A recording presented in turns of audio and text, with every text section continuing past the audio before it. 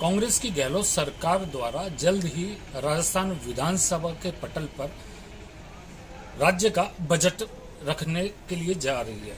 इसको लेकर राजस्थान के अलग अलग क्षेत्र से आने वाले, चाहे वो किसान हो, चाहे वो शहर से जुड़े हुए लोग हों, उनकी अपनी अपनी अपेक्षाएं और अपनी अपनी महत्वाकांक्षाएं बजट को लेकर है। इसी बजट के लिए हमने लोगों से आज चर्चा की।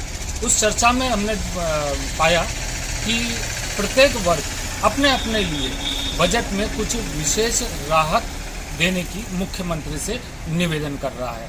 आइए देखते हैं कि राज्य का जो बजट पेश होने जा रहा है उसको लेकर सभी वर्गों की क्या अपनी राय है और खास तौर पर बांदीकुई शहर के लोगों की इसमें क्या डिमांड राज्य सरकार से रही।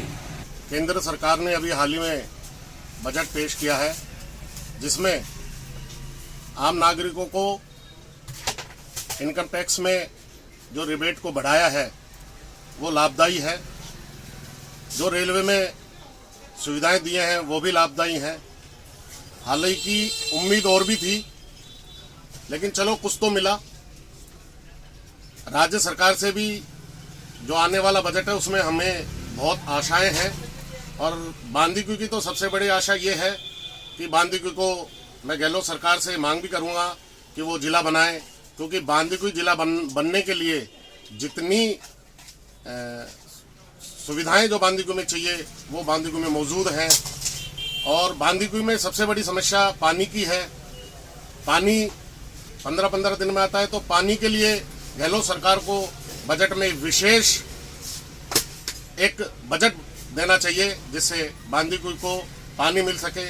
और नगर पालिकाओं में जो बांदीकुई की नगर पालिका, उसमें मूलभूत सुविधा जो नगर में नहीं है उसे भी मैं मांग करूंगा कि गहलोत सरकार उसे भी पूरा करे।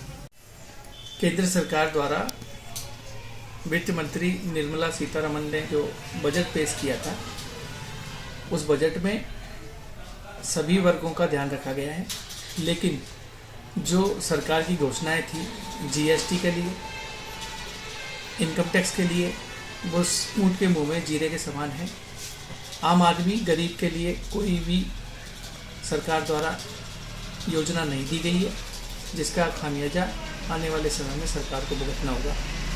और उसी के साथ अब राजस्थान का बजट पेश होने जा रहा है। हम राजस्थान की सरकार से उम्मीद करते हैं कि बांदीकुई विधानसभा क्षेत्र को जिला घोषित किया जाए और यहाँ पर पानी की जो अव्यवस्थाएं हैं, 15 दिन से 1 महीने के बीच जो पानी मिलता है जनता को, उस पानी के लिए विशेष फोकस ERCP योजना को लागू करवाई जाए, ताकि पूर्वी राजस्थान के 72 विधानसभा क्षेत्र इससे लाभान्वित हो सकें। धन्यवाद। मैं महेंद्र देमन, पार्षद नगर। हम किसान वर्ग से आते हैं स्पेशली, और मेरा ये मानना है कि राज्य सरकार को जो बजट पेश कर रही है उसमें किसानों के हित को देखकर काम करना चाहिए। राजस्थान एक ऐसा प्रदेश है जिस प्रदेश में सूखा, अकाल, ऐसी बहुत सारी समस्याएं समय समय पर आती रहती हैं।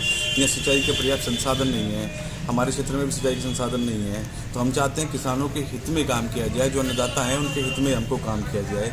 जैसे कि किसानों का जो ऋण माफ़ है, जो पूर्ण रूप से ऋण माफ़ हो, जो उनकी लिमिट थी उस लिमिट को बढ़ाया जाए। उसके अलावा समय समय पर जैसे पाला पड़ जाता है और कोई प्रकोप आता है तो उस प्रकोप पर समय पर उनकी गिरदावरी हो, उनको उसका उचित मुआवजा मिले। उसके अलावा यहाँ सिंचाई के संसाधन नहीं है, तो सिंचाई के संसाधनों के लिए भी पर्याप्त व्यवस्था की जाए। ऐसे एक बड़ी परियोजना यहाँ दी जाए, जैसे ERCP है, जैसे और कुछ चंबल की से कोई परियोजना ऐसी आए जिससे कि सिंचाई के पर्याप्त संसाधन उपलब्ध हो सकें और किसानों को जिससे राहत मिले। बांदीकुई रेल नगरी और खेल नगरी है। खेल के लिए सरकार की ओर से क्या बजट में पेश हो जिससे खिलाड़ियों को भी सुविधा? देखिए, खेल के लिए यहाँ एक मेजर ध्यानचंद स्टेडियम पहले से प्रस्तावित है। मैं चाहता हूँ कि यहाँ जैसे बास्केट के लिए एक इंडोर स्टेडियम बने, यहाँ बैडमिंटन के लिए भी नेशनल चैंपियन रहे हैं बहुत सारे, तो उनके लिए भी एक अलग से इंडोर स्टेडियम बने। यहाँ फुटबॉल से शुरू से बांदीकुई जुड़ा रहा है, एक लंबे समय से यहाँ फुटबॉल खेली जाती है, तो उस फुटबॉल के लिए भी एक बेहतर ग्राउंड की व्यवस्था हो। यहाँ पर मैं ये समझता हूँ कि जो छोटे गेम हैं, जो इंडोर गेम है, उनके लिए इंडोर स्टेडियम हो, और बाकी जो बड़े गेम हो उनके लिए उस टाइप से व्यवस्थाएँ हों। जैसे फुटबॉल के लिए अलग से ग्राउंड हो, जैसे क्रिकेट के लिए अलग से ग्राउंड हो। विधानसभा में पेश होने वाले बजट को लेकर आपने सभी लोगों की अपनी अपनी राय सुनी और उन्होंने राज्य सरकार से कितना क्या डिमांड किया, कितनी अपेक्षाएं की, ये आपने सबों ने देखा। अब देखना यह है कि राज्य सरकार जो विधानसभा पटल पर अपना बजट पेश करने जा रही है वो लोगों की उम्मीदों पर कितना खरा उतरता है।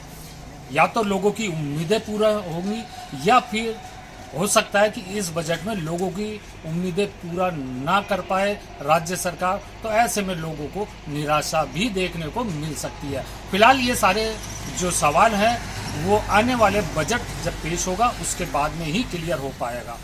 कैमरा पर्सन के साथ मैं जितेंद्र देव, बांदीकुई।